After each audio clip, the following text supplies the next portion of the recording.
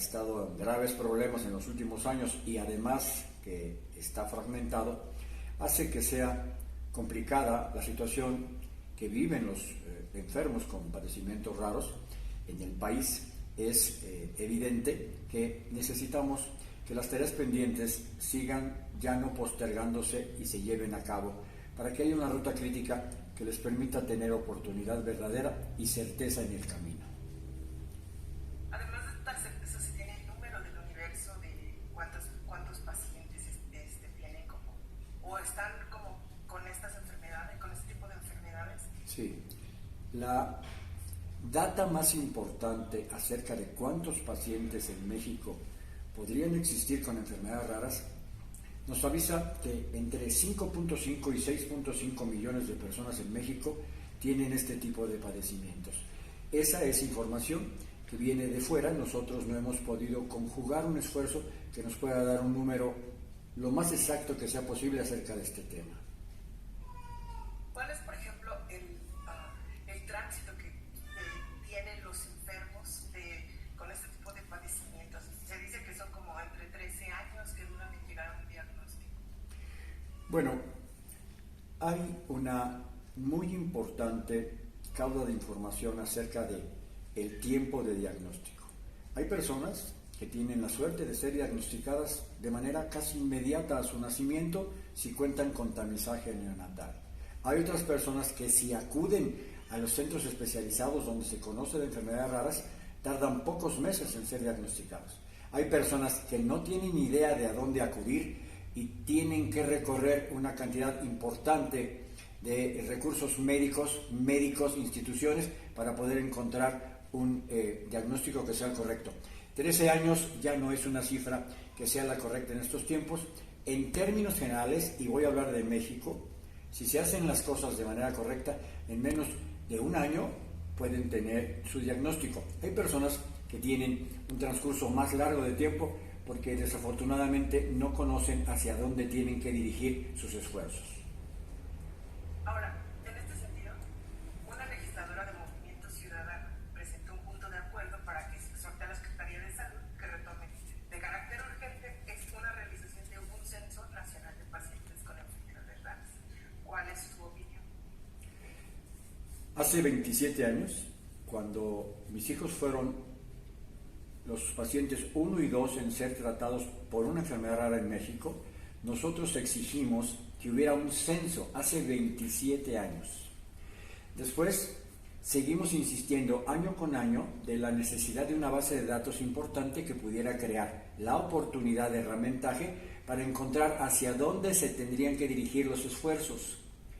Los censos son muy importantes porque nos dan una fotografía perfecta de la situación que se vive en cualquier condición que podamos entender como necesaria de resolver. Mi opinión de tener un censo siempre será, como desde hace 27 años, una que tiene que ver con debería de hacerse el censo. Sin embargo, años y años y años atrás se ha estado pidiendo el censo. Este punto de acuerdo que estableció un exhorto, pues es uno que se suma a otros 20 exhortos que se han hecho para que haya un censo correcto, como aquel que ya se interrumpió y como el que tendríamos que tener consensuado de manera correcta. La condición del país en este momento no da por falta de recursos, no solo físicos, monetarios y de profesionales específicos, para crear un censo que nos dé certeza, porque el censo ha traído como consecuencia, ese que se hizo hace un tiempo y que se suspendió, creó una expectativa que no era la correcta. La gente pensaba, lo digo porque los asociados de nosotros nos empezaron a decir esto: entonces, si ya estoy censado, ¿voy a ser atendido? No. El censo solamente va a marcar información relevante en cuanto al universo de pacientes que existen, no en cuanto a tratamiento inmediato. Eso debe de quedar claro, porque si no se crea una expectativa que no es la correcta. ¿Usted cree que haya como algún beneficio con este censo o además qué podría pasar? Por supuesto, los censos especializados traen beneficios que tienen que ver con una precisión en cuanto a lo que se tiene que hacer, en dónde se tiene que hacer, con qué se tiene que hacer y quiénes son los que lo tienen que hacer. Por supuesto que habría un beneficio, pero quiero redundar en cuanto al tema de en este momento México no está preparado para hacer un censo.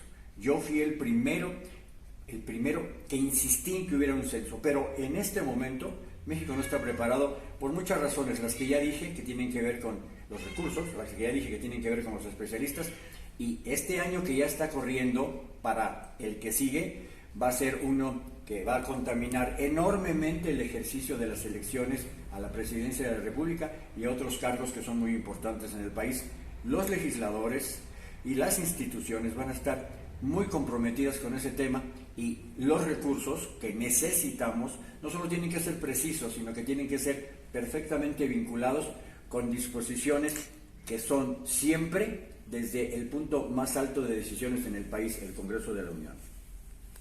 Por último, ¿usted qué cree que haga falta para este tipo de censos, y aparte que sean más visibles los pacientes o la atención a los pacientes con enfermedad de Fabry?